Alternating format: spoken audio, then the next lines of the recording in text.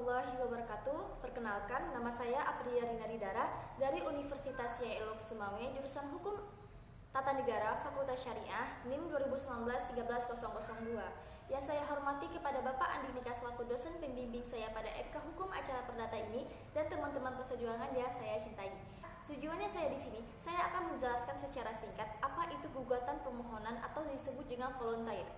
Jadi, gugatan permohonan adalah permasalahan perdata yang diajukan dalam bentuk permohonan. Sebagaimana sebutan volunteer ini dijelaskan pada pasal 2 ayat 1 Undang-Undang Nomor 14 Tahun 1970 atau diubah dengan Undang-Undang Nomor 35 Tahun 1999 yang menyatakan penyelesaian setiap perkara yang diajukan kepada badan-badan peradilan mengandung pengertian di dalamnya penyelesaian masalah yang bersangkutan dengan yurisdiksi volunteer. Yang kedua, landasan hukum yurisdiksi volunteer. Berdasarkan pasal 2 dan penjelasan pasal 2 ayat 1 Undang-Undang Nomor 14 Tahun 1970, landasan hukum kewenangan pengadilan menyelesaikan permohonan atau yurisdiksi volunteer merujuk kepada ketentuan pasal 2 dan penjelasan 2 ayat 1 Undang-Undang Nomor 14 Tahun 1970 atau sebagaimana telah diubah dalam Undang-Undang Nomor 35 Tahun 1999. Kemudian yang ketiga, funda mementum petendi. Apa itu funda mementum petendi? Funda mementum petendi berarti dasar gugatan atau dasar tuntutan, yaitu bagian yang berisi dalil yang menggambarkan adanya hubungan yang menjadi dasar atau uraian dari suatu tuntutan.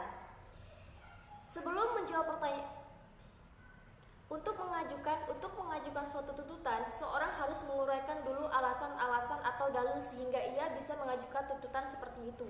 Kewenangannya, karenanya funda mementum petendi berisi uraian tentang kejadian perkara atau duduk persoalan suatu kasus. Demikian yang dijelaskan dalam artikel tentang posita, petitum, replik, dan duplik. Kemudian yang keempat, petitum permohonan. Pada kasus permohonan, pihak yang ada hanya pemohon sendiri. Tidak ada pihak lain yang ditarik sebagai lawan atau tergugat. Pada prinsipnya, tujuan permohonan untuk menyelesaikan kepentingan permohonan sendiri tanpa melibatkan pihak lawan. Dalam kerangka yang demikian, petitum permohonan harus mengacu pada penyelesaian kepentingan permohonan secara sepihak. Kemudian yang kelima, proses pemeriksaan permohonan. Yang pertama, jalannya proses pemeriksaan secara eksperte. Pada prinsipnya, proses eksperte bersifat sederhana. Yang pertama, hanya mendengar keterangan termohon atau kuasanya sehubungan dengan pemohonan. Kemudian yang ketiga, memeriksa bukti surat atau saksi yang diajukan pemohon. Dan yang ketiga, tidak ada tahap replik, duplik, dan kesimpulan. Kemudian yang kedua, yang diperiksa di sidang hanya keterangan dan bukti pemohon. Kemudian yang ketiga, tidak dipermasalahkan penegakan seluruh asas persidangan. Kemudian penegakan prinsip pembuktian gugatan permohonan. Prinsip dan sistem pembuktian yang harus ditegakkan dan diterapkan adalah sebagai berikut. Yang pertama, pembuktian harus berdasarkan alat bukti yang ditentukan undang-undang. Kemudian yang kedua, ajaran pembebanan pembuktian berdasarkan pasal 163 HIR atau pasal 203 RBG atau pasal 1865 KUH Perdata. Kemudian yang ketiga, nilai kekuatan pembuktian yang sah harus capai batas minimal pembuktian. Kemudian yang keempat, yang sah sebagai alat bukti hanya terbatas pada alat bukti yang memenuhi syarat formil dan material.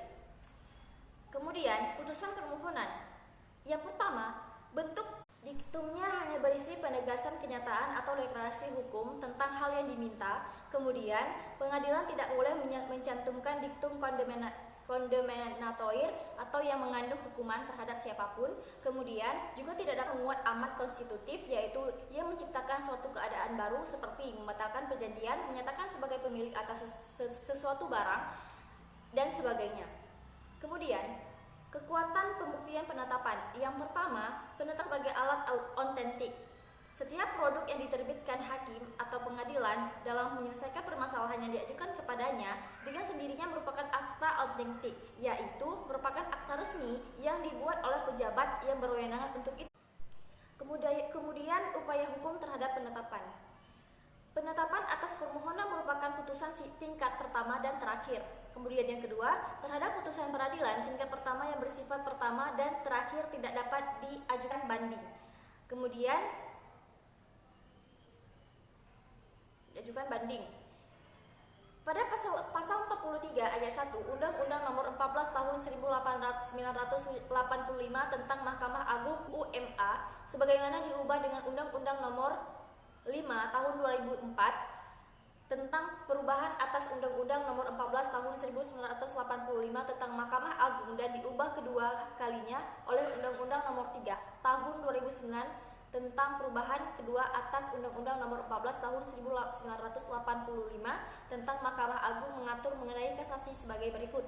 Yang pertama, permohonan kasasi dapat diajukan hanya jika permohonan terhadap perkaranya telah menggunakan upaya hukum banding kecuali ditentukan lain oleh undang-undang. Kemudian yang kedua, permohonan kasasi dapat diajukan hanya satu kali.